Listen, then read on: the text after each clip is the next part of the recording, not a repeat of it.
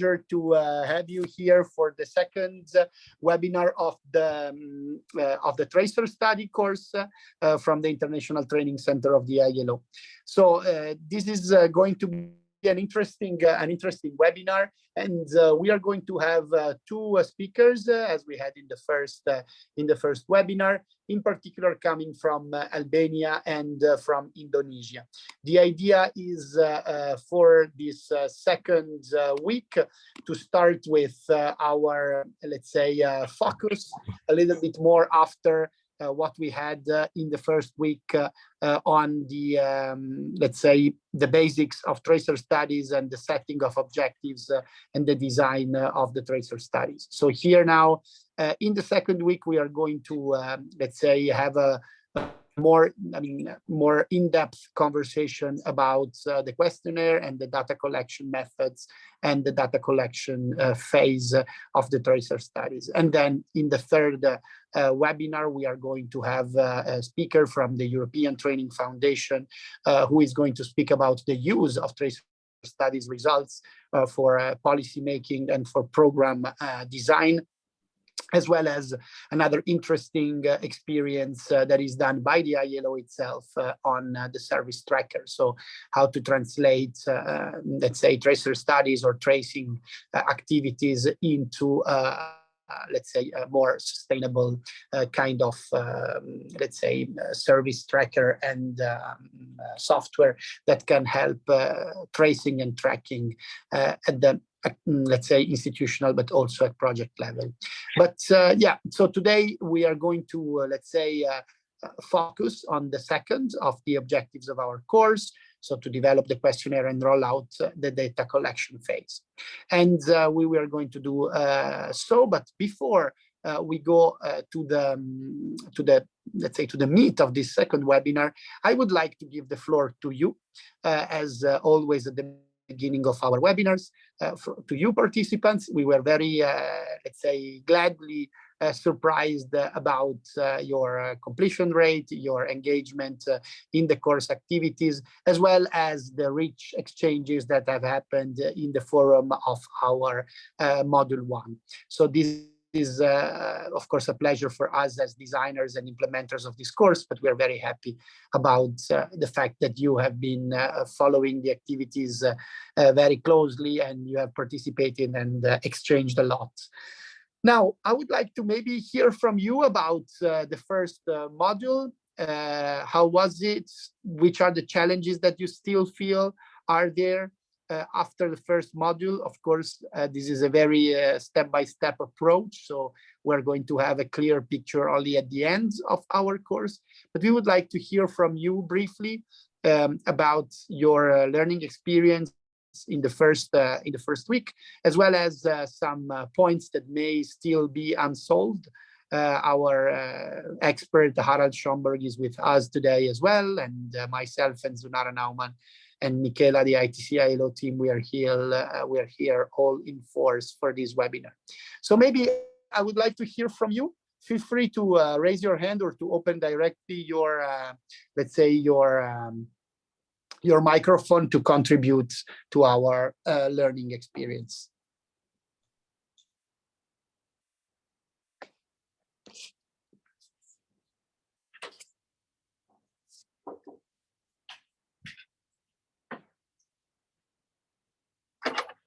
So something that was interesting for you, that you feel that it was needed. We have had several conversations on the forum, and in particular about, let's say, the different objectives of the tracer studies and the potential use that you have in your organization, and some interesting debates around also how to have the contacts and some challenges related to the response rate. So I think it was quite interesting to hear. I see Tony, he was very active in the forum. Tony, maybe you want to give it a go? Hello. Oh God, Hello. my camera is upside down. Sorry, I don't know what's happening to my Zoom. I'm upside down. So okay, no worries. We're going to listen to your words rather. Yeah, you'll have to excuse me. Sorry, I was on another meeting, so just come again. What is it you are asking? I just no, about the exchanges that we have had in the first week. We have seen you have been very active in the contribution. Something that you want to share with your colleagues, or something that you have seen also in the responses of the forum that caught your attention? Yeah, thank you very much, colleagues. Let me also just weigh in and say that I'm very pleased with the interactive nature of this course. I heard Stefano saying that we are guinea pigs, but yeah, the way the course has been handled so far, so good. I find it very interesting, and particularly with respect to the interaction. So I was very, very, very surprised. I was kept very busy with the information and communication and even inputs, even on Sunday afternoon, Sunday evening, which I find very, very interesting. But for me, just a few remarks or something that I would like to just put forth is the low rate response, or the low rate of response that we get for questionnaires. It's quite discouraging, because on another unrelated assignment we had, we were doing evaluation of the course that we've been conducting for the last decade or so. And we had an independent evaluator coming all the way from Europe, coming to South Africa to do the study. And we sent out a very short questionnaire trying to reach out to, we sampled about 1,000 individuals who had done our course, and we thought by widening up the network, or rather casting the net wider, we thought we would get response. But I can tell you this, that the response was very, very dismal. It was very poor. And even the independent evaluator was like, what kind of training do you people do? And so I was very, very discouraged. So for me, just to kick off the discussions, I would just say that the poor or the low rate of response from our graduates and our alumni and people who have gone through our courses, it's a little bit discouraging. So if we can get a silver bullet of how we can overcome this low rate of response, probably that will be something that will go a long way in assisting some of us, particularly from this course. Thank you very much, Stefano. Thank you very much. I see, yeah, of course, this issue of the low response rate was at the heart of our discussion of week one, and of course the link with the design of the tracer study itself. So what we can do in terms of maybe having a higher response rate. I have seen several, let's say, discussions in the forum, very interesting one with some prices, but also, I mean, someone that was underlining the negative side of putting prices or putting incentives.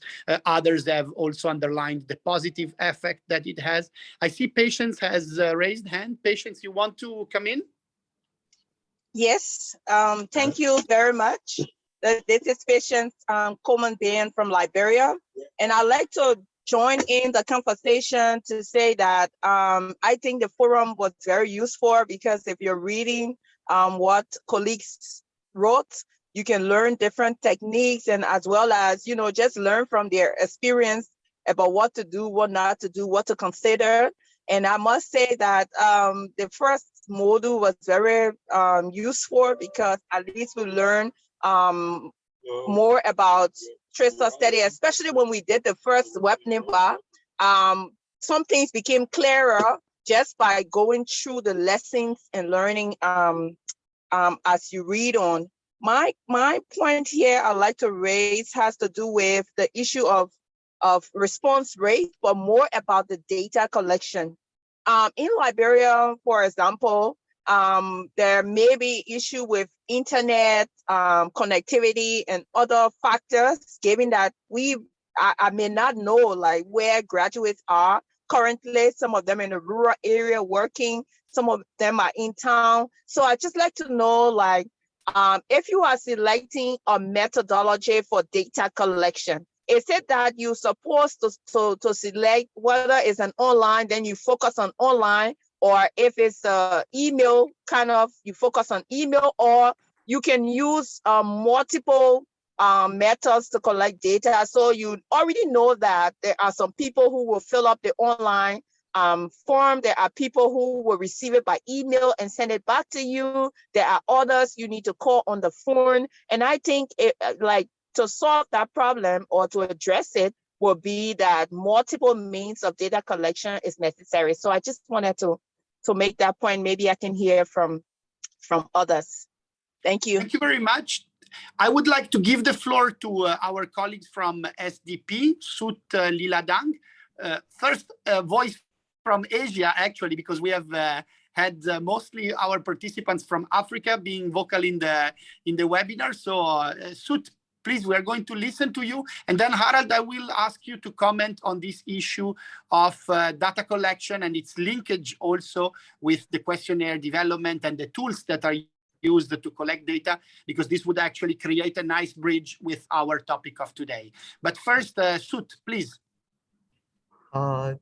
Good evening. My name is Ladang from the Swiss Contact Cambodia, and I have following my experience in Cambodia, and the same experience as the speaker who mentioned before, that I have the low response of the student, and sometimes the key challenges of the student is that we cannot call to the student because they change the phone number, and especially they put the wrong number from their parent as well. And my question, I would like to know that what is the solution, how to find the better ways to make it to solve this problem.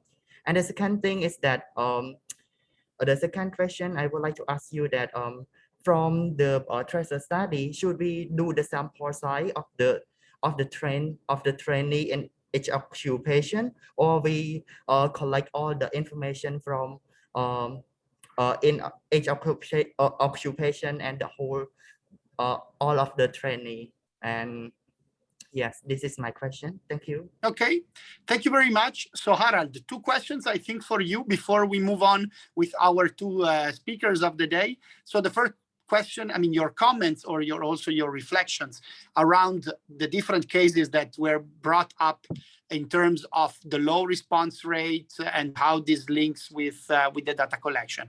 And then we have this second interesting question from Laila Dang from Swiss Contact Cambodia, SDP Cambodia, about the different occupations. I mean, are we getting data only for one occupation? Are we getting data for different occupations? How do we disaggregate eventually this? So I think this is a second interesting question. So I will let you answer these 2 questions with your, reflections coming from your experience. And then I think we can move on with our 2 presentations. Harald, floor is yours. Yeah, thank you very much for this interesting discussion. According to my experience, we cannot talk about response rate without to take into account what kind of whole setting of our study is. So response rate tells us nothing. The response rate can be very high or low, but we do not see how it is linked to our efforts. In the forum, we had a lot of proposals for different approaches. I am very much in favor with what I have seen to start in the design phase of the survey to talk with people from the institutions and to set up a database in advance. So not afterwards, after 1 year or so, but in advance, to prepare for the tracer study in advance, to talk to the graduates and to ask them, what they propose, how the institution can be in contact with them. And then the institution or people from the institution must do it. So they should not wait until the survey is running or should run, but they must update the address base earlier. So this is a systematic, so behind is the design logic of a regular tracer study. from an institution. And we will hear from Shafiq. The starting point is always a good database. And this is not trivial. This is not simple. So to have a database, many institutions, they do not have a database at the end of a course or a study program. So how to build a database? What kind of informations are necessary in this database? A database to enable the contact to contact the graduates. From Indonesia, we will hear they have done it in a way that they used phone calls to all their graduates completely. They needed, this was the first step in the development of their system. Later, they inbuilt this task in their regular administration. But first is we have to be sure that we can reach all graduates. And yeah, a phone call to everybody is not so difficult in principle, besides some of the problems we have heard. But the problems, they can be they can be solved in a good preparation of the tracer study.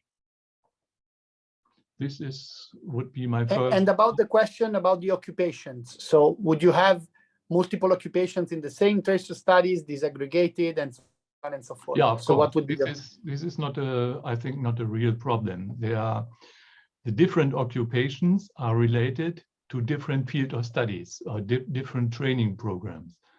And you can have one questionnaire for all the population, or you can have additional questions in the questionnaire for certain occupations or field of study. So with specialized question, this is not really a problem. And the other point, sample or census, this was another question from the colleague from Cambodia. Yeah, it's very clear, since the training courses, they do not have so many participants, so it is always a census. It's not so all graduates of a training program should be invited to participate in the tracer study. Okay, thank you very much, Harald, for these elements of reflection. I think what we also take away is this idea of a participatory design. So also involving the target group of the tracer studies in identifying which are the most effective ways to run. And as you told us from the very beginning, response rate is a data per se. What we will have to deepen our reflections on is how do we design, how do we let's say design our questionnaire, what is the setting in general of our tracer studies, because this is what is going to drive results in terms of the response rate and not the other way around. So I think this kind of anticipative approach let's say try to let's say deepen our reflections on the design of the tracer studies is something that of course is the key takeaway in terms of our module 1. But as we have already seen, module 1 and module 2, so the objectives, the design, the setting are also very much dependent on the data collection phase and the questionnaire development that is very important. So we are going to give the floor today to two speakers, Ms. Aleka Papa from Skills for Jobs program, Swiss Contact Albania, who also happens to be one of the participants of our course. So it's also very interesting to see how what we said from the very beginning, the richness of the experiences that we have in our group and how we can share it. And then we have Dr. Shafiq from Universitas Indonesia, who is going to tell us a little bit about the experience of Indonesia, in particular in the higher education space, because as we said from the very beginning, tracer studies are not only related to TVET or to skills development programs, but are related to all programs that then, let's say, lead towards the labor market. So I think it is very important to stress it, and also that we diversify our points of view during our webinars. Aleka, we see your presentation, even if it's not yet in the presentation modes, but we would like to give you the floor for the first presentation. Hello, Stefano. Hello, everybody. I would like to start with a few words about the project first. Can you put it on presentation mode? Wait, Because we still don't see it. here? Okay, great, fantastic. Okay, so Skills for Job is a project of the Swiss Agency for Development and Cooperation, SDC, and implemented by Swiss Contact Albania. The project is in its second phase, which started in April 2019 and will last until June 2023. The project supports 10,000 students and 6,000 trainees and addresses the main challenges of the Albanian vocational education and training system, as you can see, by focusing on ensuring systemic change, capacity development, and empowerment of key factors. Based on this approach, Skills for Job supports partner providers in terms of employers and partners relations, diversification of offer, new ways of learning, work-based learning, and organizational development. And we support 9 VT schools, which is like 1/3 of all the system. But first, maybe let me talk a bit about Albania and the country where the project is located and where we come from. Albania is a country in Southern Europe. Its capital city is Tirana. It's bordered from Montenegro, from Kosovo, from Greece, and from North Macedonia. It's 2.8 million people, the population, and the GDP per capita is around $5,200 So this is a bit the big context of the country where the project is located and of the Skills for Jobs project particularly. Now let me move a bit on, like, let's say the tracer, the use of tracer data. So why the tracer for this project? I would say that it's a twofold reason. So the first is accountability driven.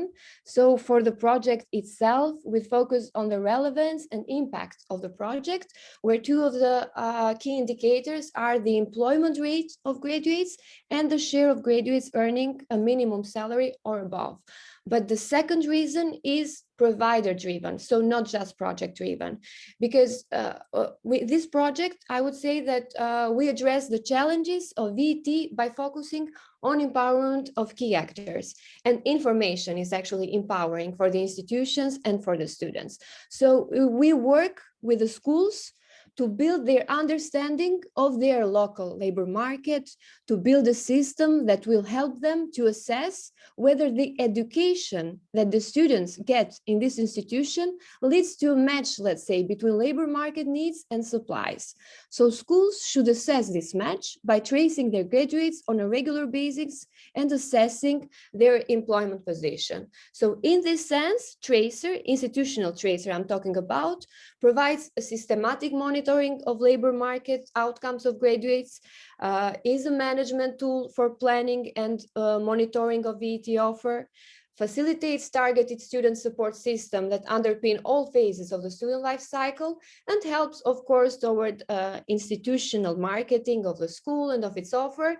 And tracer at the institutional level is actually a tool which is flexible, and every institution can adapt it to the needs of the school. So this is a bit of a context, and now I would like to talk a bit more in detail about our design and methodology.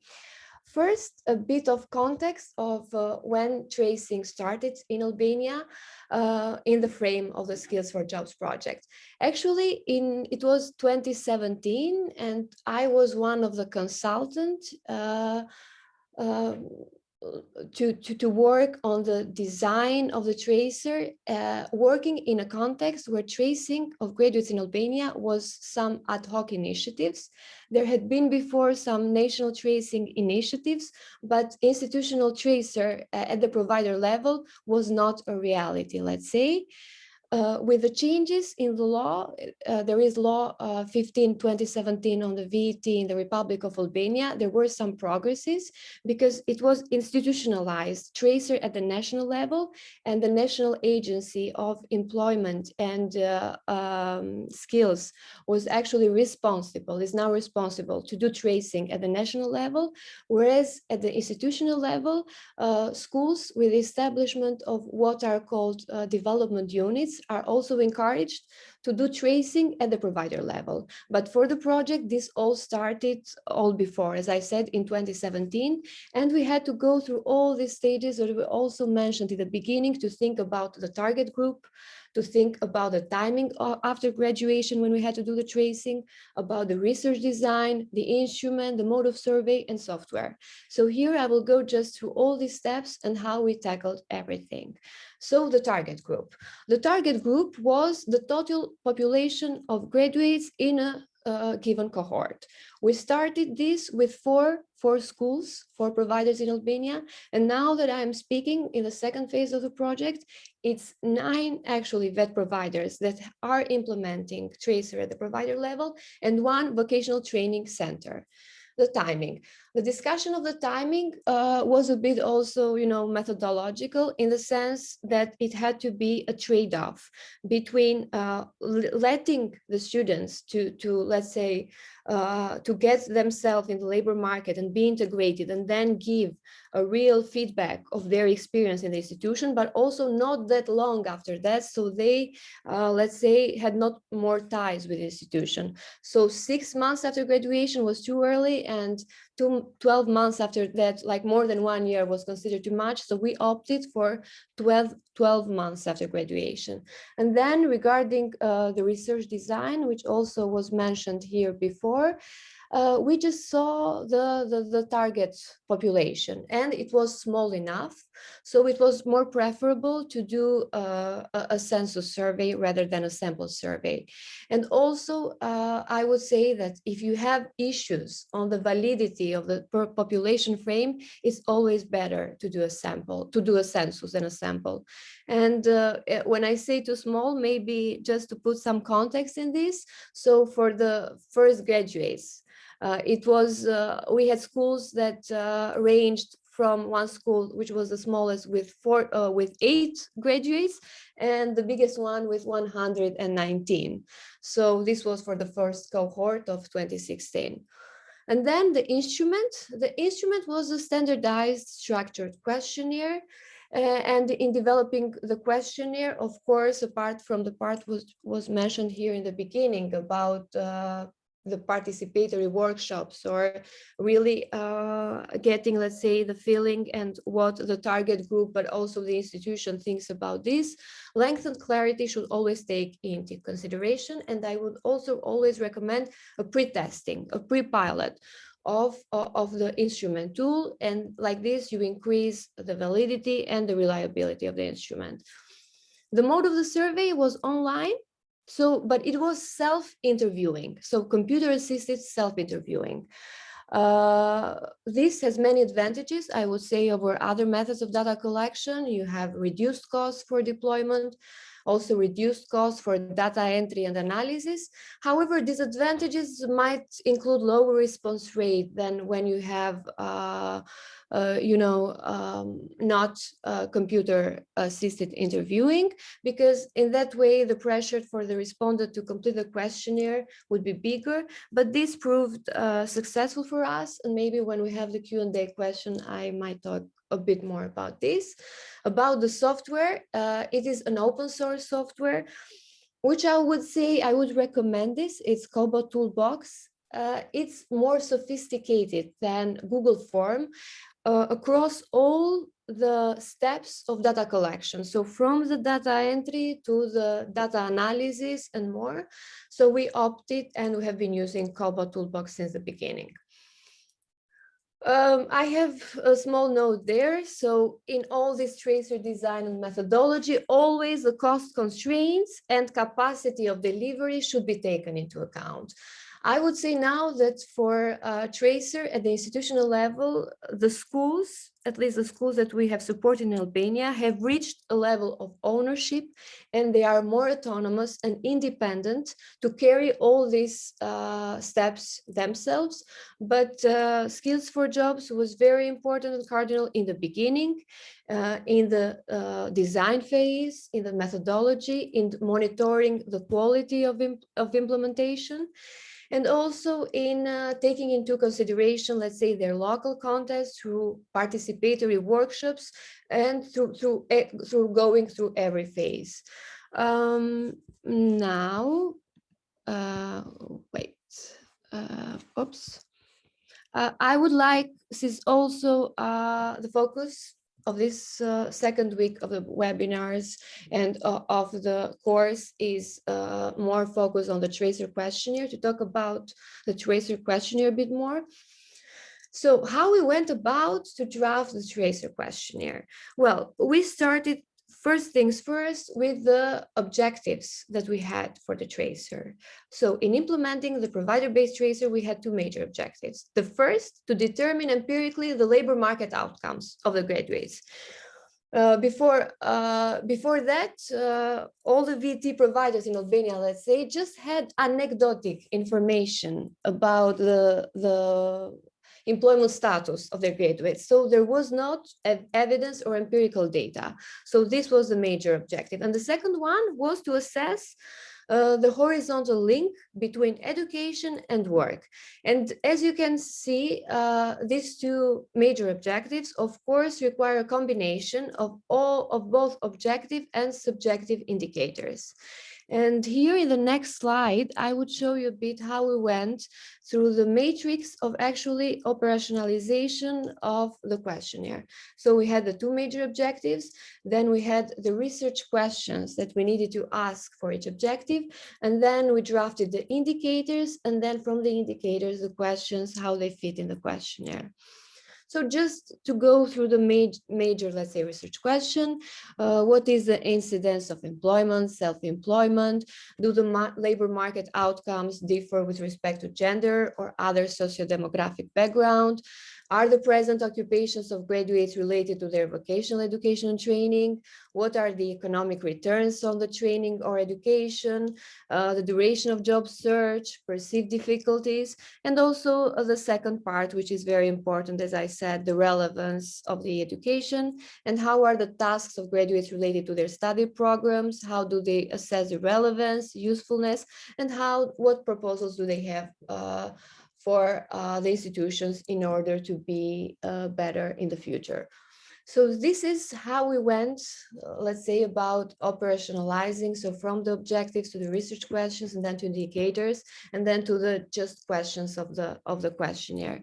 And here on the previous slide, you can see on the right part how this looks in the software that we have chosen in the Kobo toolbox.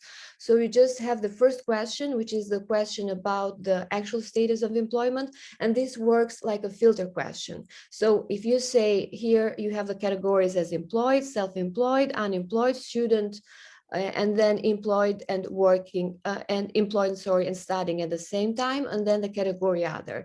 And then if they chose just one of these categories, a different set, let's say, of question would appear to the graduate depending on their declared status of Aleka, employment. Yes. we have a first question coming for you about the choice of the CASI. Yes. Are you also tackling more remote areas, more, let's say, rural areas where internet coverage may be an issue? I mean, this is a question that we have from Ulrich from Cameroon. Mm-hmm. Yes. Actually, this one that we are using, which is called Kobo Toolbox, was actually in the beginning designed as a humanitarian response tool. So it has many advantages because it works also kind of in very difficult, let's say, locations of environments. So it works offline in the sense that they can just fill the questionnaire when they get the link, and then if the internet comes back, let's say, the thing then uploads to the system. So in this sense, I would recommend Kobo Toolbox for these cases, though I have to mention that for Albania, this was not particularly any problem. The internet connection, the problems were mostly related to actually getting the graduates to response, but not this kind, let's say, of problem.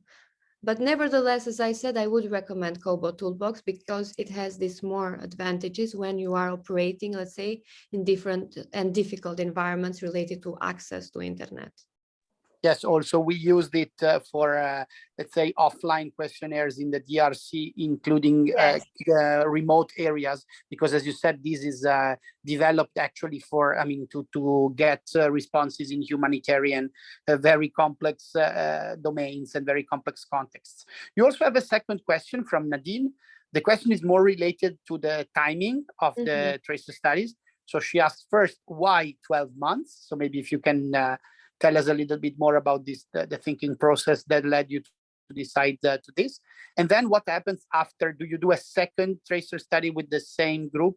And yeah, so this was the second question. Yeah. Okay, thank you, Nadine, for the question. The timing after graduation. So you have actually to take into consideration what the objectives are for you in doing the tracing. So we went through this logic.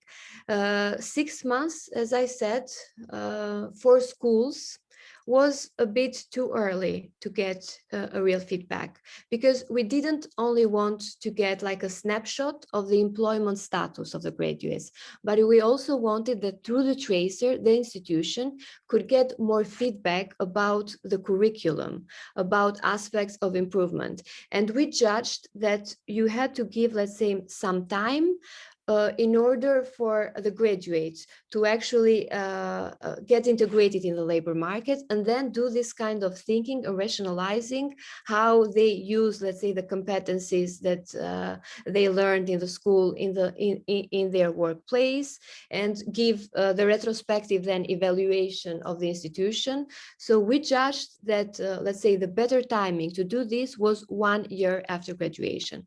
But I have to tell you this, that this works more for schools, whereas for training centers, I would recommend a rather, let's say, a lower, like after 6 months, I would say would be more preferable. Whereas for schools, it's 12 months. So it also depends on the education or the training institutions, but this was the logic. Regarding, you do a second study? Okay, so a second study would actually, I mean, we tried actually to do this, because I don't know if in this sense it would be some kind of, the methodology, it will be kind of the panel data, you know, like the same graduates to be asked, like, not after just as we decided 1 year after graduation, but to be asked again after 2 years, after 3 years. We actually did one experiment with this. So with one of the cohorts, I think it was the 2018 cohort of graduates, we asked them 2 years after graduation, kind of a more compact, let's say, instrument, lesser questions, but we wanted to see the effect of how actually they fared in the labor market, and to capture mostly the stability of them in the labor market. But it was more difficult, I would say, in getting a good response rates. Okay. Yes, data attrition was very, like, let's say, evident in this case. And I would actually, this was one of my questions. I also maybe when we had another exchange, I also wanted to ask Harald maybe a bit more about what he thinks of panel data in tracer studies. So yes, but thank you for the question. Okay, you also have a couple of more questions. I don't know if you want to maybe move on with the presentation. Yes, no, we can go now, and then I will also go through the last part of the slide. Okay. Yeah. So you have a question from Agatha? No, Steve, can I come in, please? How if we Cecilia, allow... Cecilia, yes. Please, I'm going to give the floor, no worries. Please let us follow the order of the questions coming in. So, the question that you had from Agatha about the Kobo platform, they sometimes struggle in capturing your qualitative data. Is it something that already happened to you, and any recommendations that you can share on the tool? And then Rawan from GIZ in Lebanon about the response rate once again. So how was it? And did you do an extensive follow-up to get people to submit their answers? So Okay. Aleka, please take these two questions and then we give the floor to Cecilia. Cecilia, thank you, Stefano. And hello, Agata.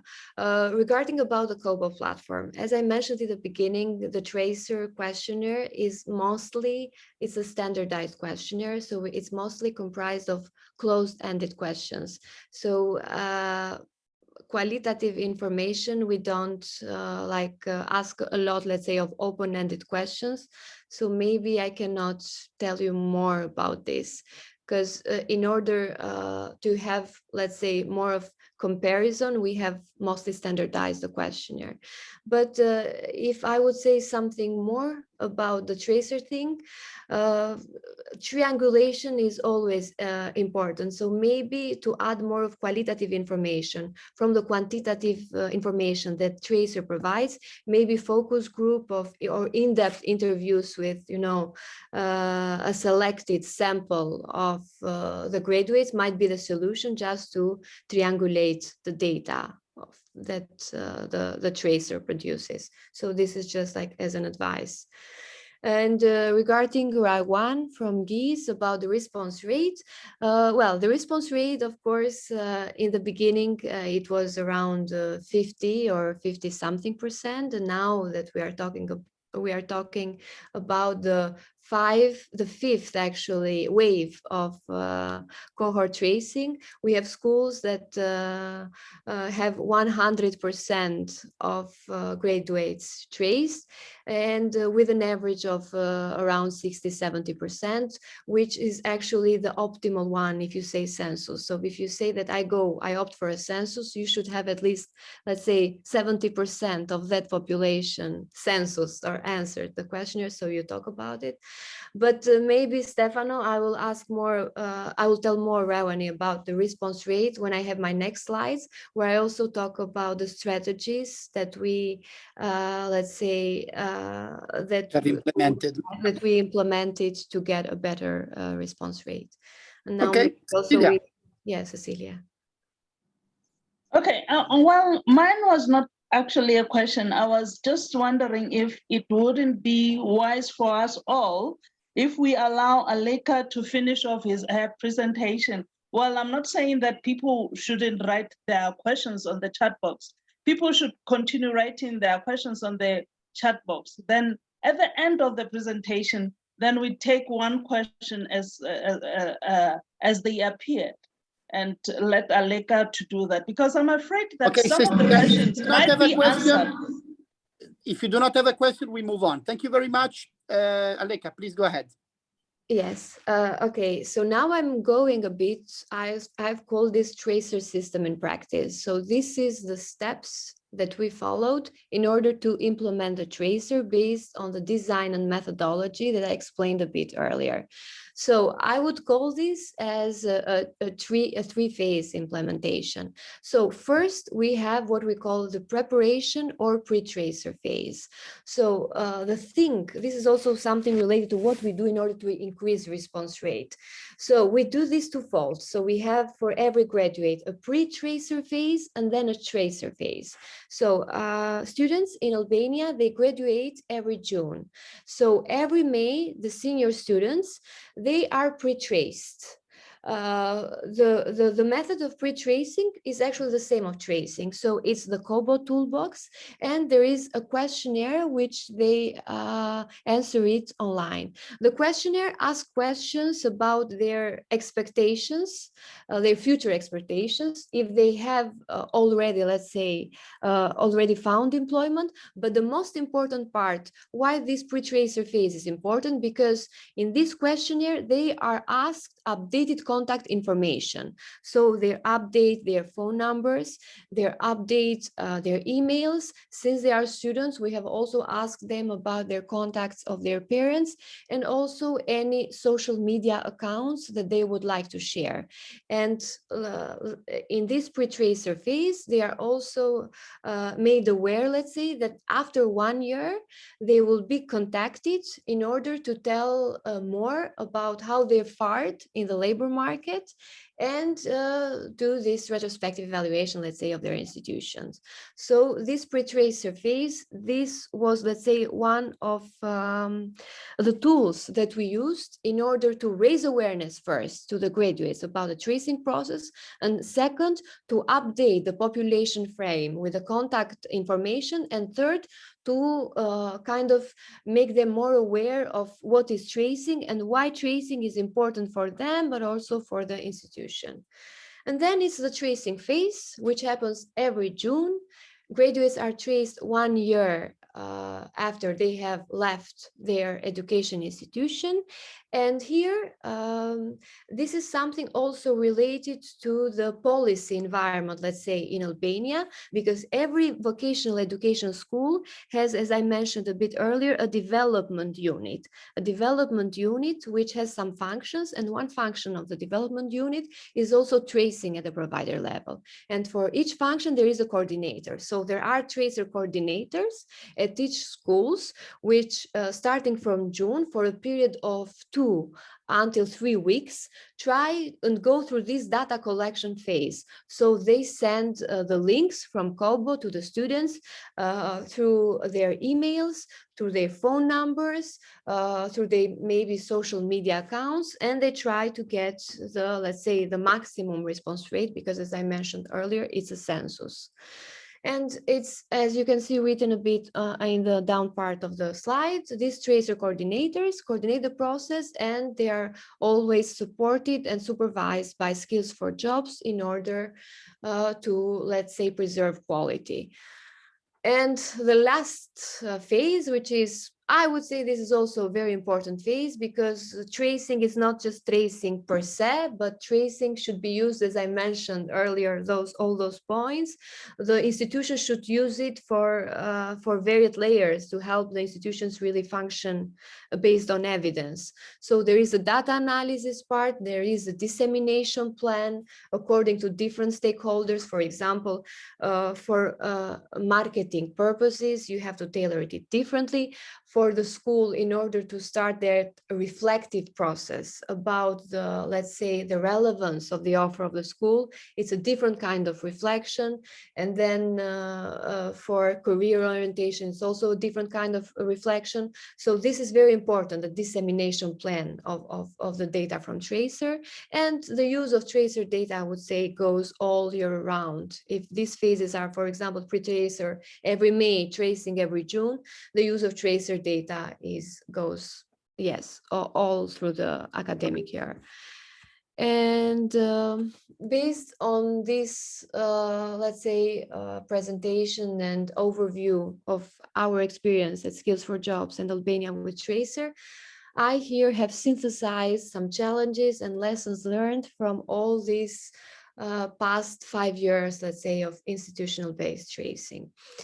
The first part, the first thing I've called data, and it's actually, it was reiterated also here and also during the last webinar. The availability of student records, of student contact information is the key, because if this does not work properly, well, all of the following stages are imperiled. So this is why here I have posed some kind, let's say, of mitigation strategies and what worked for us. What worked of us, as I mentioned earlier, was this pre-tracer survey, 1 month before graduation, because this helped us, at least in the beginning, to collect and update student records. So we had contact information of the students. And perfect, it would be to have established an administrative data system that updates information all year round. And this is actually what we did. So a couple of years before, we helped schools and institutions at the central level to establish an administrative data system, which has, of course, different modules about different kind of information relevant for VT system in Albania, but also has a very important module about the graduates, where you have, for example, data about the socioeconomic background of the graduates, different sources of contact information, what was the direction or the program that he or she followed. So Aleka, 1 minute to go. Okay, and also something very important if these are created is to make use of alumni associations in the schools, so they would to reach out more graduates. The second, also heels of Achilles about this is the low response rate, as we mentioned. And I would say only this, that achieving a high response is a trial and error process. There is no ready-made recipe for it to be perfect, but it depends on the local context, and you have to try various methods.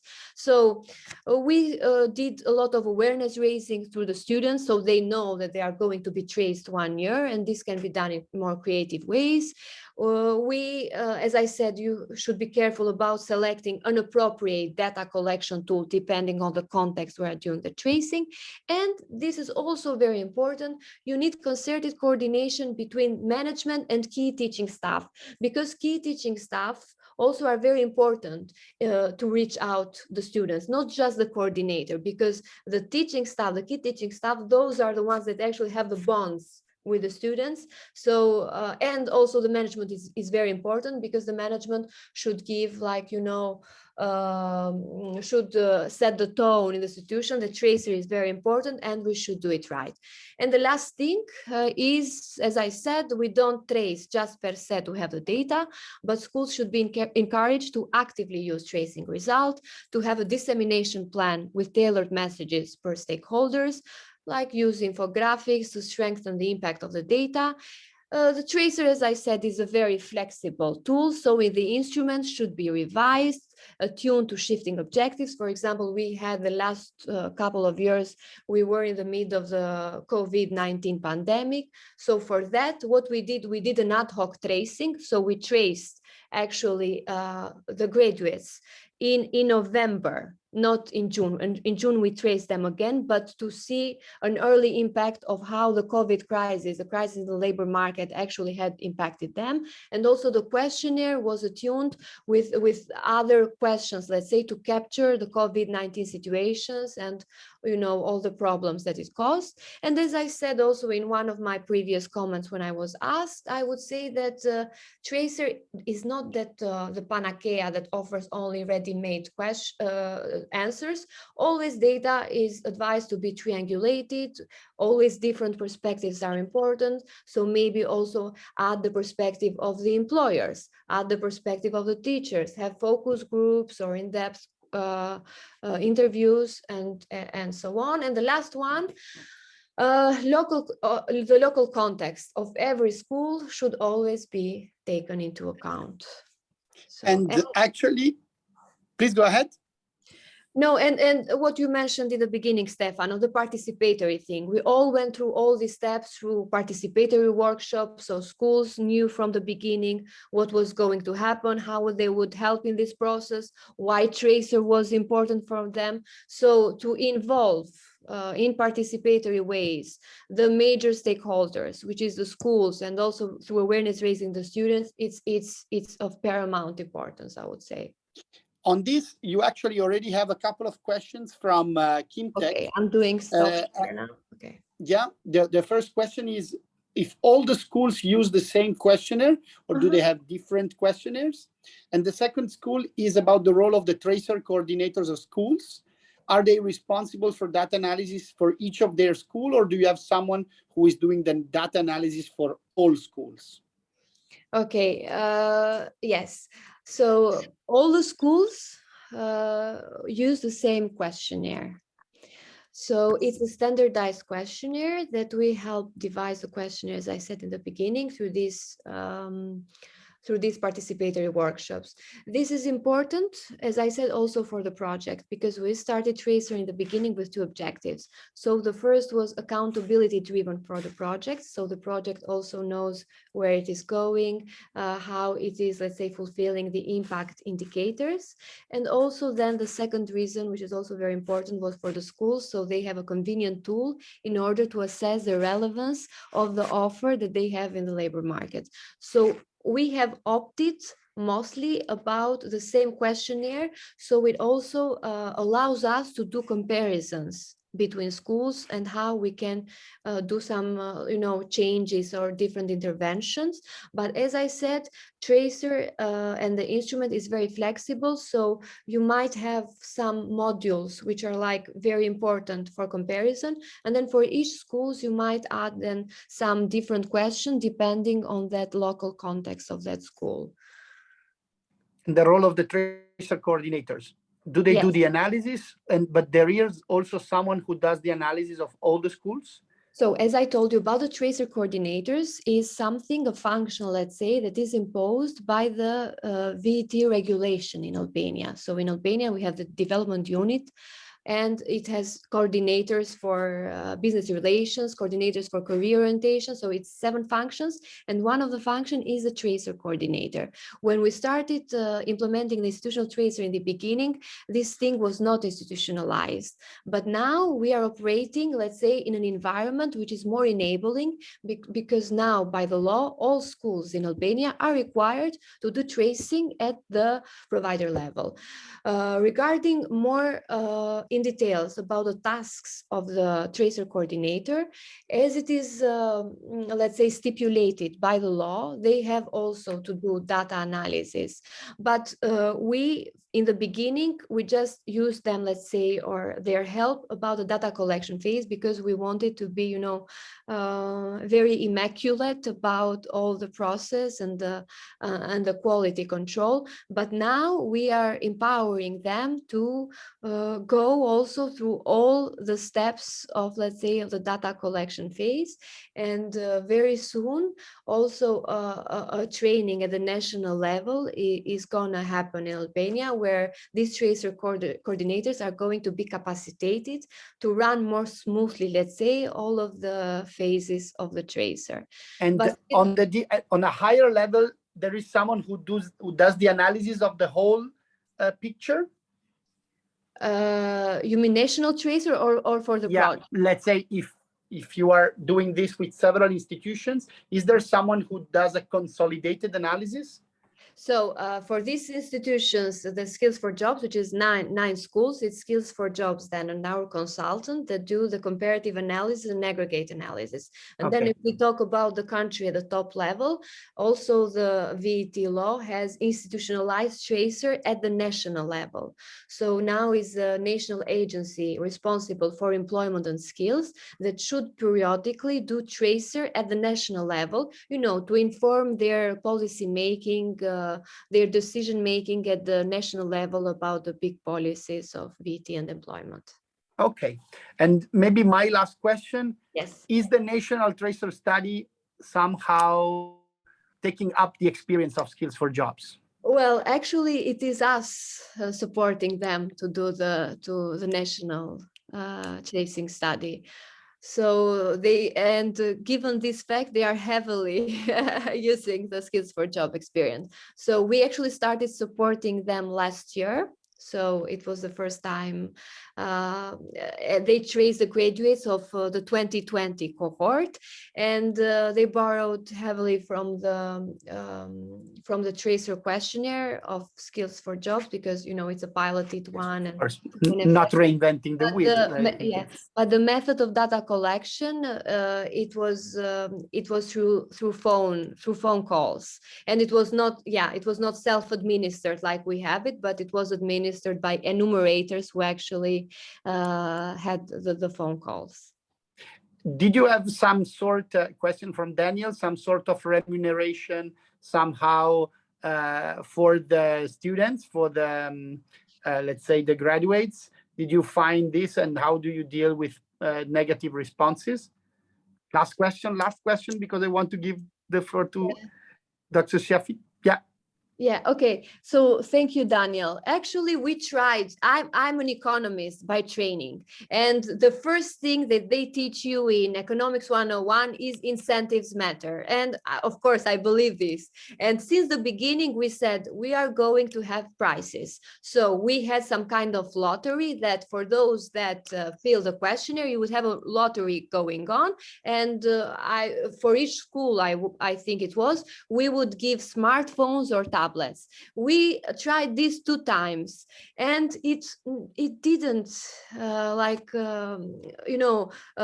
bring any changes or any increase in the response rate. So we have just dropped these things of incentives. And relating this also to the last question, do you expect it to be as effective after Skills for Jobs ends? This is, I think, maybe one of the reasons that this kind of incentives don't work anymore, because it's schools now that they have ingrained, they have, like, I would say we are approaching the ownership of the process. So they do it themselves now.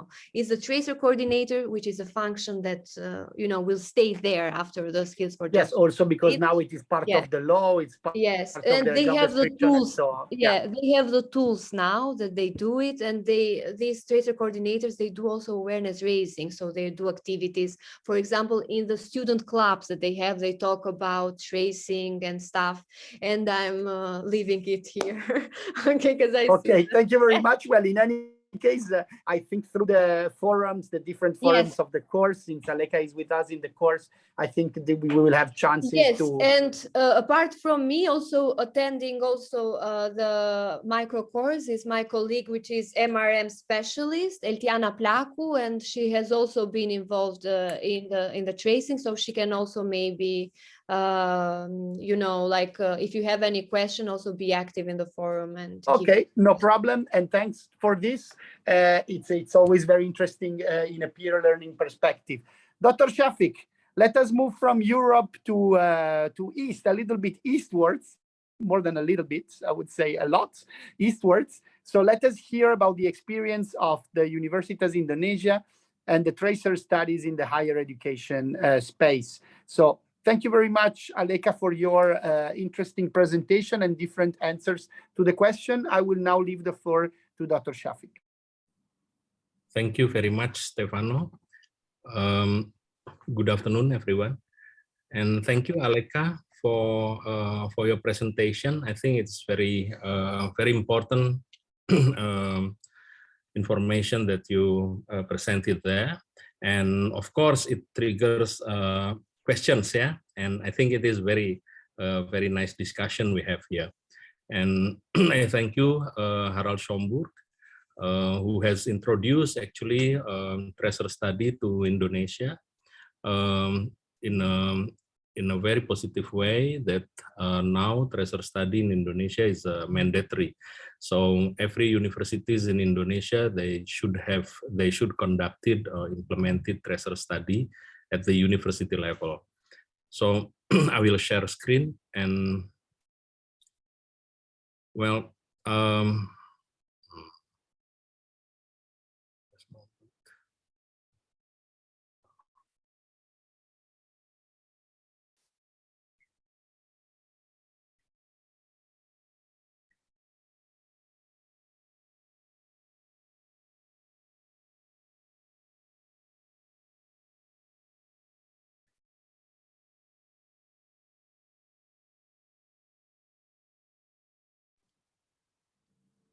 okay. We can see it. Please put it in presentation mode. Yes, Stefano. Okay, so I hope you can see the slide. Yes, better. perfect. You can go ahead, please. Okay, thank you. So as per requested by Stefano, actually, I will talk about questionnaire development, but somehow I couldn't resist the temptation to tell you a bit about tracer study in Indonesia as well. So let's see if we can, if I can shorten my presentation and we can discuss more. All right. In Indonesia, higher education is scattered in various provinces. We have 34 provinces, where each province has a different number of areas and population density. We have 270 million population and 4,593 higher education institutions. So yes, it's a big country and large numbers of higher education institutions, consisting of 122 public higher education institutions, which is owned by the government, 3,000, more than 3,000 private higher education institutions, 187 government higher education institutions, which is depend on the ministries. Yeah? So there are various ministries, and the ministries, they establish higher education institutions. And 1,240 religious higher education institutions, which is organized by religious organizations. Okay, so this is the this is Indonesia. We have many islands, and the main island is in Java. Yeah? Java is the central of government and industries, but also our president now try to move the capital to Kalimantan, this island. It is a bigger island with less population than Java. Most of the, I think it is scattered around Indonesia, but most of the universities are in the western part of Indonesia. In the eastern part, the numbers are much smaller. In Indonesia, TRACER study was traditionally conducted at study program level, since the subject of accreditations was study program. So they conducted TRACER study because it is required to fill in the form of accreditation. The university level TRACER study started officially in 2011 in Indonesia. In our university, in UI, it was since 2008, so it's much earlier, I think a couple of years earlier. And development of university TRACER study in Indonesia could not be separated from the development of career center at university level. Especially started when a part of grant from Ministry of Education to our university in 2008 was agreed by the grant committee to be allocated to University Graduate Survey. And the grant was assigned to Career Development Center in UI to implement the Graduate Survey or the TRACER study. And since then, Career Center was considered as the right unit to do the TRACER study. Started in 2012, the government provide grants for higher education institution to carry out TRACER study. However, there were changes in leadership at the ministry, which affect the TRACER study method and questionnaire. Yeah, and especially for the questionnaire, there was adjustment, yeah, in various parts of the questionnaire. Both government and universities considered that the number of questions was too many. I think it is a classic debate on TRACER study questionnaire. However, we agreed that TRACER study questionnaire must not be too short. Otherwise, we will see one of the problem, yeah, because it's too short. So it was advised to create a simple questionnaire with the maximum results. How is it possible? Yeah, but and also results for whom? Yeah, that is also another big questions. Would the university get benefits from conducting TRACER study if the questionnaire is too short? The number of questions have been reduced from time to time to accommodate complaints from both government and universities as well. And the expectations to get more responses because the questionnaire is shorter. I think it is a very important myth to be addressed when we talk about the length of questionnaire. In X5 conference, we initiated the conference on TRACER study results. We call it as X5, the experience of conducting TRACER study. At the third X5 conference in Bali, we presented a paper on the latest TRACER study at that time, in 2018, about the diversity and transition to the world of work. We compare different types of higher education institutions in Indonesia, and we compare the results of their TRACER studies. So the collection of data on university graduates in Indonesia is a nationwide system, has been started in 2012, when the government provided small amount of seed money in a competitive grant targeted to all higher education institutions in Indonesia to conduct TRACER study. The number of grantees was increased annually, and in 2017 there were 112 institutions, and in 2018 there were 142 institutions who were granted the fund. We tried to obtain, to analyze, to compare, to make a comparison of some of the results.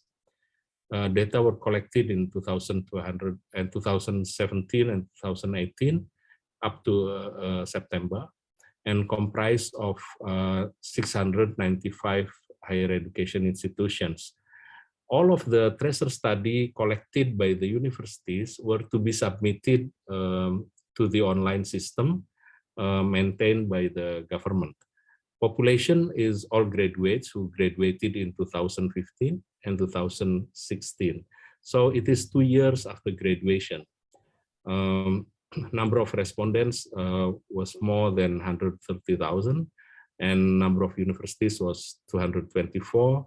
Number of college or institutes was 287, and vocational institutions 184. The average response rate at that time was around 40%. The questionnaire consisted of 22 questions or 78 variables, including data on transition and competencies. Number of reminders conducted by the universities were varied between 1 to 5 times during data collection periods, and data were analyzed only in a descriptive way. I think this also, later we can talk about this. The result was presented in the conference. And yeah, this is some of the results. I think I will skip this. This is the comparison. So the shortest was for vocational graduates. I think it's very interesting data, and the government used this data to provide a more favorable conditions for vocational institutes rather than academic institutes or universities. Smoothness of transition, we have a comparable situation to Namibia graduates. So 5 applications, 3 responses, and 2 interview invitations. Yeah. So institutes graduates had a slightly smoother transitions. They applied only 3 applications with 2 responses and 2 invitation for interview.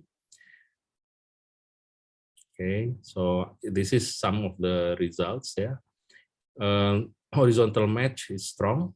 Vocational graduates had higher horizontal match than university graduates, as expected actually, but lower than institute graduates.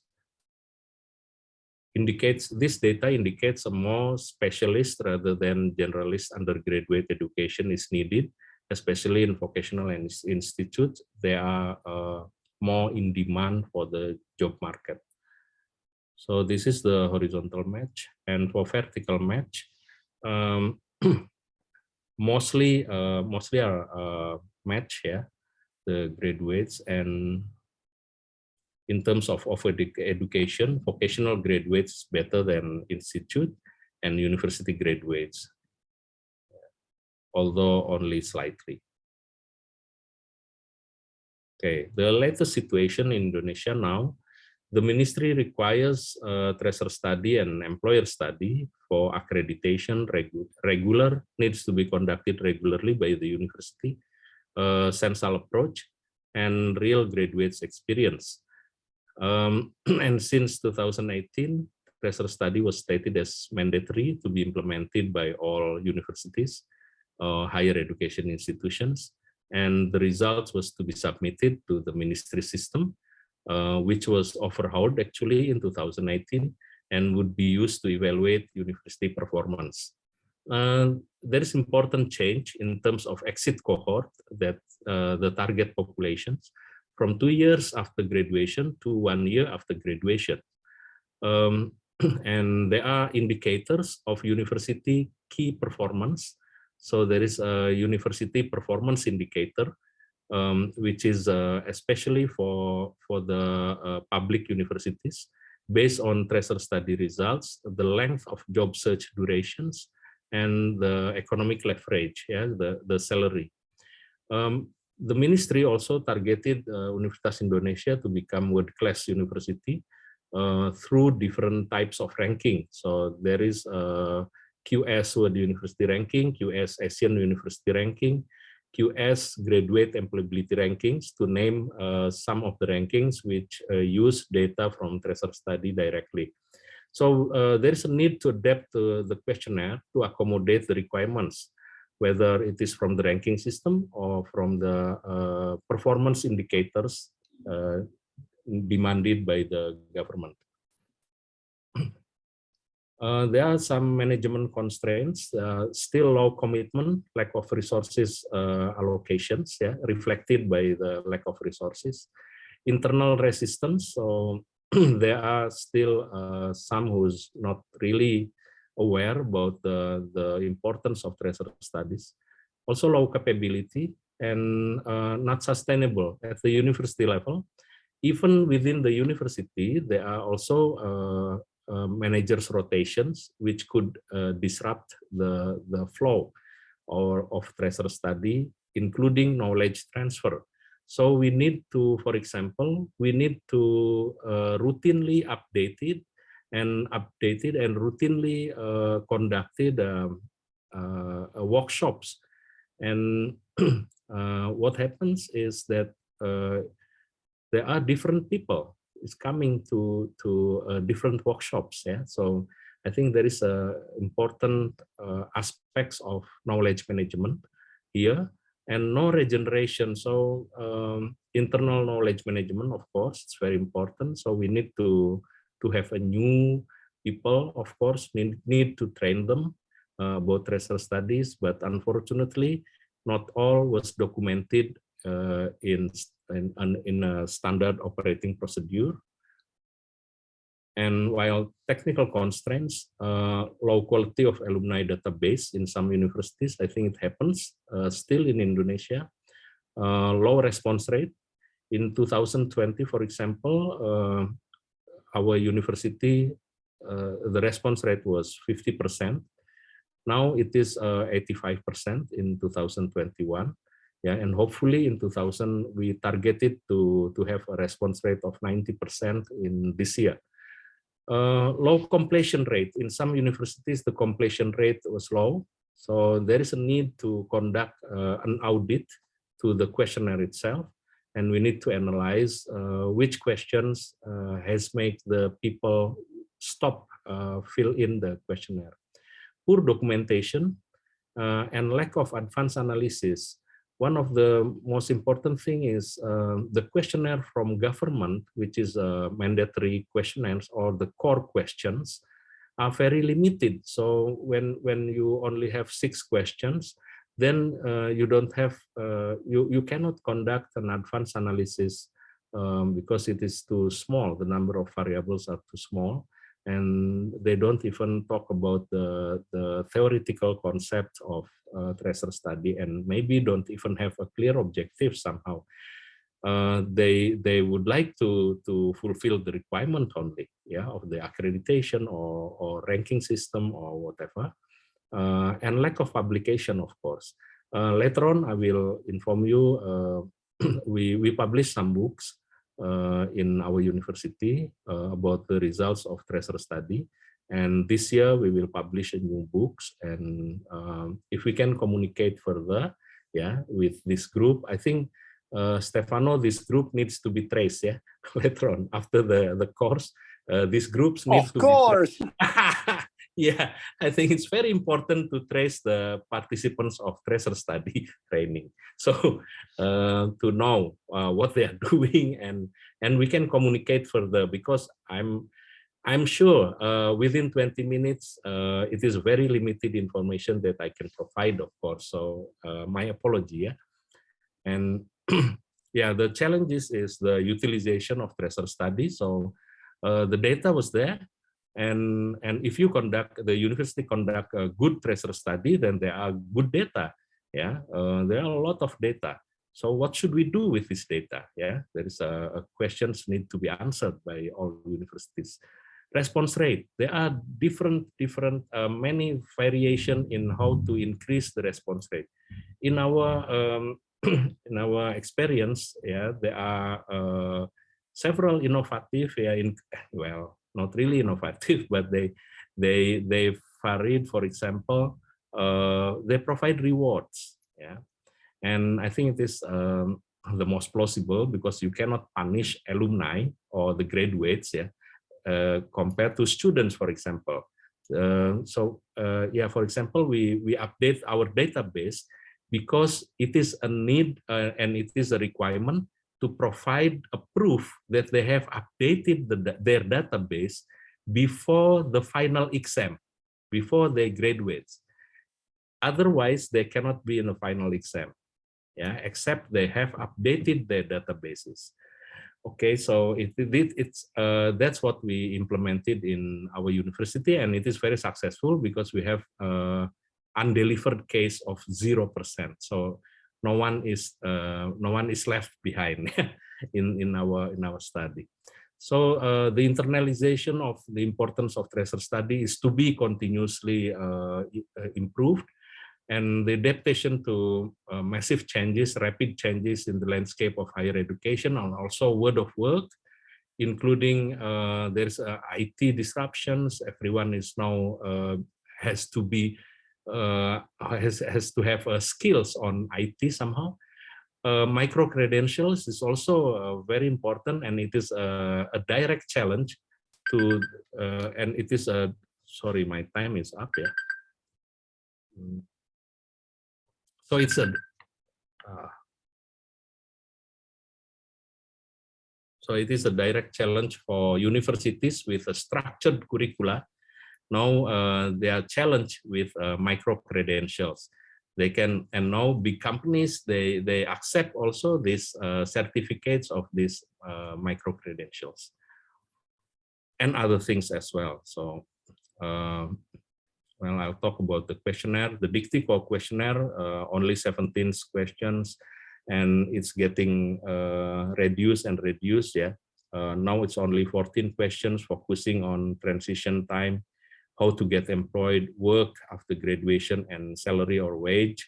But the problem is with the questionnaire in government's questionnaire, they ask for tax file number. Yeah, somehow it make a problem for some respondents. And the drivers of tracer study implementation is basically accreditation or university performance indicator by ministry with university ranking. So all external drivers.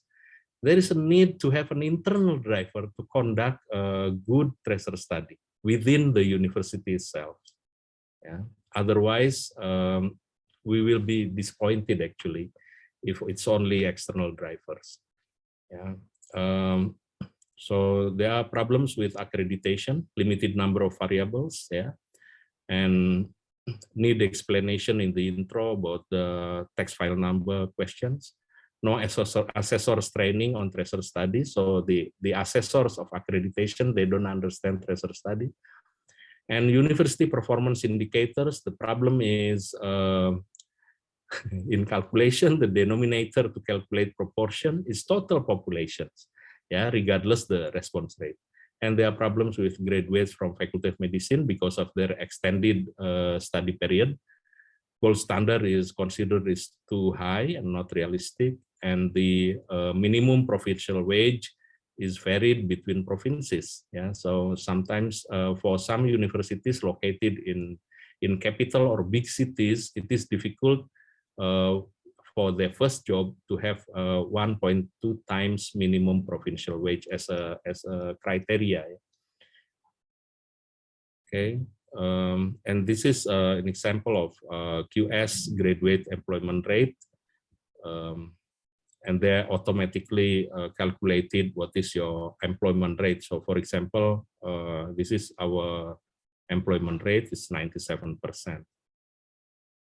And how UI, University of Indonesia adapt, how UI adapt. Increasing response rate is a must. So early dissemination is very important, frequent reminders. So by frequent reminders is in one period, we could remind until 10 times or even more. So until they said, no, I don't want to fill in your questionnaire. Okay, so then it's your right, yeah. But can you try to explain why? Study program engagement and support. So we have a person in charge from faculty level, and it is very successful. So we can increase more than 30% our response rate, yeah, from 50 to 85. Workshops, we conducted several workshops. In fact, this week on Wednesday, we will have another workshop with the faculty level persons, modular questionnaire. So we try to have a modular questionnaire. So the questionnaire is modular, dictis questionnaire, short questionnaire to fulfill all of the requirements important for universities. And we have our own questionnaire, a longer complex questionnaire to provide more useful inputs for learning and university improvement. And strengthening networking is very important. So we have established in GradNet Indonesia, which will have a meeting. We will invite you, Harald, don't forget. Maybe in April, yeah, I think in April, as part of International Graduate Network, Graduate Survey Network. So we collaborate rather than compete. So in our job fair, for example, we invited other universities as our partners. Yeah, so they can claim that this is also their work, which is fine for us. And participation in X-Lima conference, I'm not sure, Harald, when should we conduct X-Lima, the next X-Lima, yeah? I think maybe in Europe or in Germany, I think. Yeah, so hopefully there is another X-Lima conference. It is very useful. So those who are interested in treasure study could come and could present their ideas or studies. Thank you very much. You can contact me at my email if you need more information. Stefano, thank you very much. Thank you very much, Dr. Shafik, for your presentation. I have one question as a follow-up to your presentation. This idea that you actually, it is a very interesting point, a very interesting reflection on the fact that a lot of the drivers that are pushing for tracer studies to happen and to happen properly are external drivers. So how do you think actually some internal drivers can be brought to the attention of the universities? Or how to generate this push from the inside, so to say, for tracer studies? That's a very good question, because I think we are still experimenting, yeah, different approach to raise the awareness of the importance of tracer study. And we started with dissemination of tracer study results at the study program level, at the faculty level. And then they will, the presentation should open their eyes that there are very important information that they can use to improve and somehow related to indicators, whether it is institutionalized or not, indicators on the quality of our education. So I think shift in Indonesia, we need to shift our paradigm more to the outcome, learning outcomes, rather than on the process. Yeah. So we involve and we engage with the quality management system at the university to expand not only in the input and process part of the learning, but also to the outcome. And it is not easy. We have to convince different people, sometimes with not very flexible mind. Yeah, so we have to make them. But it is we are still experimenting in conducting different types. But there is important notes. The ranking system and the accreditation, the ranking system, and university performance index. I think it is important not because of the ranking itself, but because it can help us to guide what are the criteria of good universities. Yeah, so we try to reflect on that. So we don't really care about what is our ranking now. So for example, 2 years ago we are #1, and last year we are #2 in Indonesia. Yeah, but hopefully this year #1 again. Yeah, that is the hopes of the university top management. Yeah, as long as we can convince them that we are not counter or what you oppose the idea of the use of ranking system, that's fine if it is to be adopted. But we need to dig more and to elaborate what are other aspects besides the ranking itself. So what are the tools? We need to understand that. I think that's what I can share, Stefano.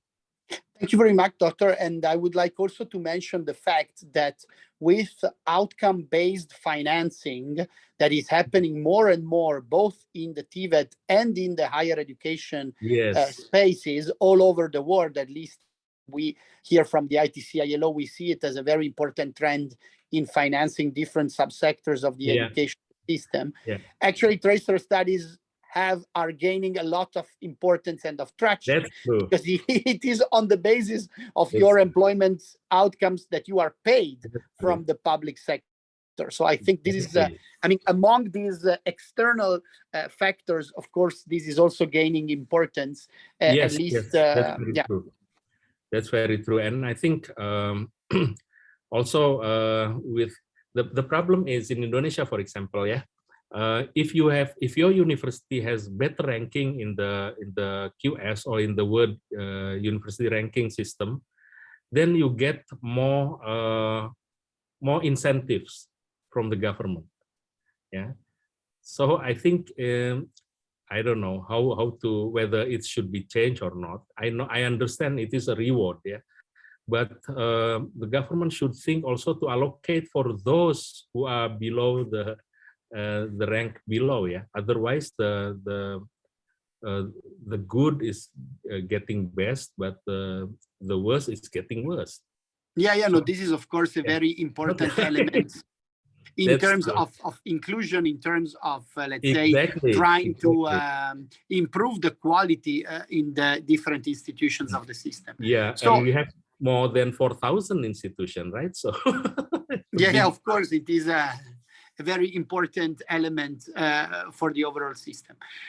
So once again, thank you very much, Dr. Shafik, for your presentation. Thank you. The presentations, as always, both the presentation from Maleka and the presentation from Dr. Shafik will be made available in the e-learning platform today, together with the recording of this webinar. I also want to greet all of our participants that could not be with us today live because of professional or personal engagements. We are sure that you are going to find this webinar very interesting in our learning pathway. So once again, thank you very much to our speakers.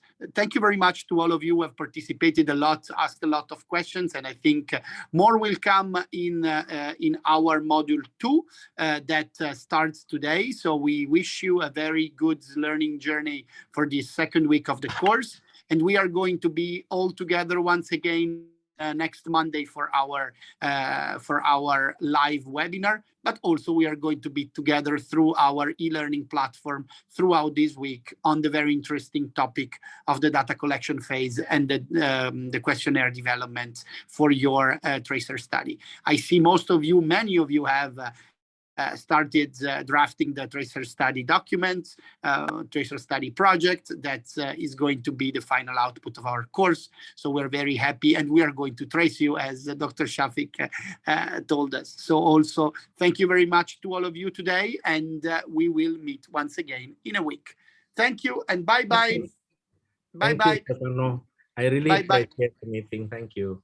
Thank you very much. Thank you. Bye. Bye-bye. Harald, thank you, Harald. Are you still there, Harald? Yeah, I'm still here. When will